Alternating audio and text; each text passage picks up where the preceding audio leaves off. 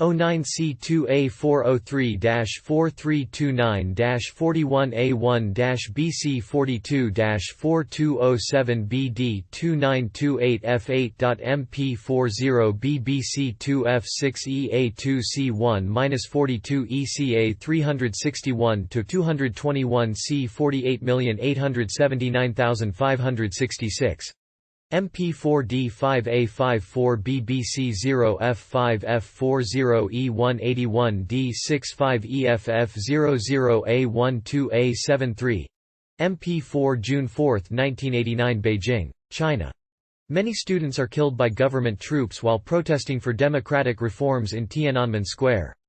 09C2A403-4229-41-BC42-F6EA2C1-42 to 221C48879566 MP4D5A54BBC0F5F40E181D65EFF00A12A73 MP4 June 4, 1989 Washington, D.C. suburbs. Through a series of coincidences, I ran across a little square of white blotter paper containing a sample of Hoffman's magical elixir, and so have my first trip. 09C2A403-4229-41-BC42-F6EA2C1-42 to 221C48879566 MP4D5A54BBC0F5F40E181D65EFF00A12A73 MP4 June 4, 1999 Beijing, China. Soldiers raised the Chinese flag over Tiananmen Square in Beijing, as China tried to ignore the anniversary of the student democracy movement there a decade ago. 09C2A403-4229-41-BC42-F6EA2C1-42-ECA361 to 221C48879566 MP4D5A54BBC0F5F40E181D65EFF00A12A73 MP4 June 4, 1999 Washington, D.C. suburbs. Unlike in China, June 4 is an anniversary full of joy for me, and one which I celebrated quite fully this year, as is fitting for 10 years. Ah yes, my 10th rebirthday. This is one that I won't soon forget. I hadn't had LSD in a pretty long time. About 15 months since my last mild experience, and around 2 years since my last full-blown LSD experience, which had been a little on the rough side. I've been exploring other entheogens quite thoroughly in this time, but I stayed away from LSD for a variety of reasons. With my 10th rebirthday approaching, however, I decided it was time for a reunion. I obtained a hit of green geltab acid, and set it aside for the upcoming anniversary. June 4 finally came, and I felt that old familiar nervous anticipation rising in me. Acid. My first and most familiar ally. I found myself incredibly nervous, which struck me as silly. I've done this countless times. I've done crazy shit like ayahuasca. Why is a little hit of acid causing so much tension? I guess just because it had been so long. I decided on 11 p.m. for takeoff. Around 10:15. I decided to go on my regular internet chatroom to relax and smoke some cannabis before takeoff. I go on there and find one person taking AMT, one person taking DPT, one person taking AMT with mushrooms, one taking DPT with ketamine, someone else taking LSD, and a few other assorted trippers. Surprise, it looks like the universe decided to throw me a spontaneous rebirthday virtual party. Well, alright then. I placed the sacrament at the foot of my Buddha carving, and lit a stick of incense. I reflected upon all that I had been through with LSD over the last 10 years, and all the wonderful things I have learned from it. 11 p.m., down the hatch. Well, like I said 10 years ago, there's no turning back now. I felt a strong alert by 11:15 p.m., and knew I was going to be in for a wild ride. I was also overcome by a strong wave of nostalgia about LSD. I put on headphones and listened to Moody Blues, broke out a folder of my old LSD-influenced drawings, and began reminiscing. I read old LSD reports of mine. Unfortunately, I've only made a few of them. I thought about how different of a world it was when I first fell through the rabbit hole. There was still a Soviet Union. The internet was still not much more beyond the wet dreams of a few visionary geeks. Someone reminded me that the Tiananmen Square massacre happened the same day.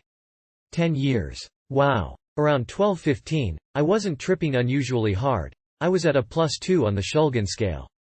I started to get worried that I wouldn't trip any harder. By 12:30 to 12:45, however, I realized that I was about to trip quite a bit harder. I went to lay down just as I found myself hurled into an amazing +4. I remembered how much I loved LSD right then, and wondered why I had let it go so long. The peak was spectacular. I was laying in bed in a dark room, the best way to experience acid I think, and the closed-eye visuals were mind-blowing. At the same time, I felt that high-speed LSD consciousness train blasting through my skull. The visuals and thoughts were very much in sync. I thought about many things. How much I had missed acid, how much I had learned from it over the years, and then into reflections on my life. Realization that this was my first acid trip as a non-smoker, which struck me as being an important milestone.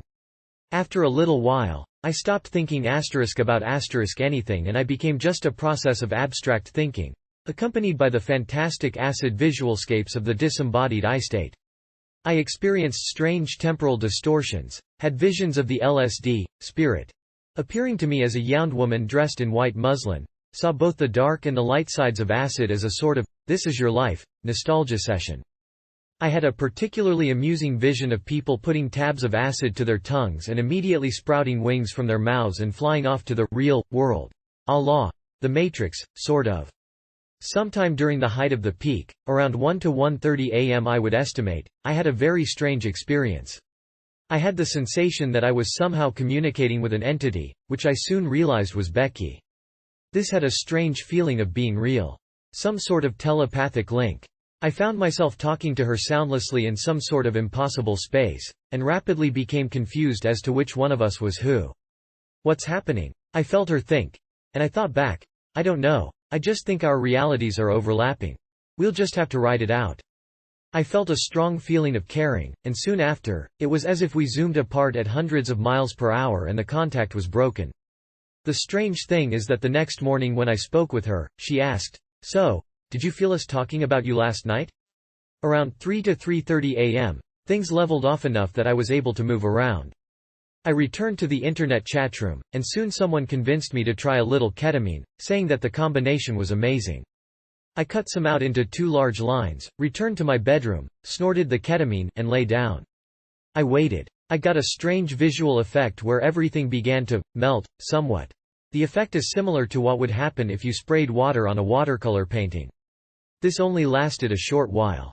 I felt a mild increase in the trip's weirdness factor, but overall it seemed to make no real big difference to the character of the trip. I think I was already too far out for it to have any effect. I wasn't very disappointed, not being very fond of ketamine to begin with. I got back on the chatroom and had a great time talking about tripping with everyone for a while. Around 5 a.m., I decided to take a little bit of DPT to boost myself back up a little. It added a little vibrational signature to the trip, and brought back some intensity, but didn't add a whole lot to the trip, as I only did a small quantity, 25 milligrams at most. 2 or 3 hours later I got an email from some guy in Serbia who had emailed us a few times before. It was a picture of a peace sign overlaid on a pot leaf. I decided to go to CNN's web site and saw a headline saying the war in Kosovo could be over by the end of the weekend. I made a little prayer for peace. Around 7 a.m., I had dropped down to a level where I was mainly stimulated, more than tripping, and decided it was time to take a little GHB to make myself sleepy. No such luck. I ended up consuming enough GHB to tranquilize a herd of elephants over the next 6 hours, and barely noticed any effect over the lingering LSD stimulation. I finally managed to fall into a fitful sleep around 1 p.m., sleeping until 6, when I woke up physically drained but mentally full of energy. This was one amazing trip, totally worthy of a 10-year anniversary celebration. And it was a spectacular reunion with an old, trusted friend. I won't be letting it go that long again before I schedule another date with my beloved Lady Sydney the Divine.